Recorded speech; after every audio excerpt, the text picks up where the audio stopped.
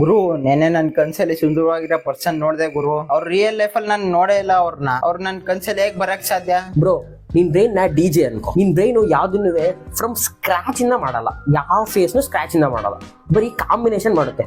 ಅಂದ್ರೆ ಅಲ್ಲಿ ಅವ್ರು ನೋಡ್ತೀಯ, ಇಲ್ಲಿ ಇವ್ರು ನೋಡ್ತೀಯ, ಇದನ್ನೆಲ್ಲ ತಗೊಂಡ್ಬಂದು ಒಂದ್ ಫೇಸ್ ಮಾಡಿ ನಿಂಗೆ ತೋರಿಸುತ್ತೆ. ಯಾವ್ದಾದ್ರು ಒಂದ್ ಫೇಸ್ ನೀನು ಈವನ್ ಒಂದೇ ಸೆಕೆಂಡ್ ನೋಡಿರ್ಲಿ ಅವ್ರನ್ನ, ಅದು ಬಸ್ ಸ್ಟಾಪ್ ಅಲ್ಲಿ ಆಗಿರ್ಬೋದು, ಇನ್ಸ್ಟಾಗ್ರಾಮ್ ರೀಲರ್ ಆಗಿರ್ಬೋದು, ಅಥವಾ ಎಲ್ಲೋ ನೀನ್ ಟ್ರಿಪ್ ಹೋಗಿರ್ತೀಯ ಅಲ್ಲಿ ನೋಡಿರ್ತೀಯ ಅವ್ರನ್ನ, ಅಥವಾ ಮೂವಿ ಬ್ಯಾಕ್ ಗ್ರೌಂಡ್ ಆಗಿರ್ಬೋದು. ನಿನ್ ಬ್ರೈನ್ ಎಲ್ಲಾನು ಸುಮ್ನೆ ಸೈಲೆಂಟ್ ಆಗಿ ಸ್ಟೋರ್ ಮಾಡ್ಕೊಳ್ಳುತ್ತೆ. ಬೇಸಿಕಲಿ ನನ್ ಕನ್ಸಲ್ಲಿ ಬರೋರೆಲ್ಲ ಕಾಂಬಿನೇಷನ್. Exactly bro. ಅಂದ್ರೆ ಒಬ್ರು ಐಸು, ಒಬ್ರು ನೋಸು, ಒಬ್ರು ಸ್ಮೈಲು, ಒಬ್ರು ಫೇಸು, ಇದನ್ನೆಲ್ಲ ಕಂಬೈನ್ ಮಾಡಿ ಒಂದ್ ಪರ್ಸನ್ ನಿಂಗೆ ತೋರಿಸುತ್ತೆ. ಅದಕ್ಕೆ ನೀನು ಡ್ರೀಮ್ ಅಲ್ಲಿ ಒಬ್ರನ್ನ ನೋಡಿದ್ರೆ ರಿಯಲ್ ಲೈಫ್ ಅಲ್ಲಿ ಅವ್ರನ್ನ ನೋಡಿರ್ಬೇಕು ಅಂತ ಏನ ತರ ಇಂಪಾರ್ಟೆನ್ಸ್ ಇಲ್ಲ. ನೀನ್ ನೋಡಿಲ್ದಿರುವೆ ನಿನ್ ಡ್ರೀಮ್ ಅಲ್ಲಿ ಅವ್ರು ಕಾಣಿಸ್ಬೋದು. ಇದೇನ್ ವಿಚಿತ್ರವಾಗೈತಲ್ಲ, ನಮ್ ಬ್ರೈನ್ ಇದನ್ನೆಲ್ಲ ಯಾಕೆ ಮಾಡುತ್ತೆ? ಡ್ರೀಮ್ ಒಂಥರ ನೈಟ್ ಶಿಫ್ಟ್ ಇದ್ದಂಗೆ. ಎಮೋಷನ್ ನ ಪ್ರೊಸೆಸ್ ಮಾಡೋದು, ಮೆಮೊರಿನ ಕ್ಲಿಯರ್ ಮಾಡೋದು, ಅಥವಾ ಹೊಸ ಹೊಸ ಐಡಿಯಾಸ್ ನ ಜನರೇಟ್ ಮಾಡೋದು, ಈ ಕೆಲಸ ನಿನ್ ಡ್ರೀಮ್ಸ್ ಮಾಡುತ್ತೆ.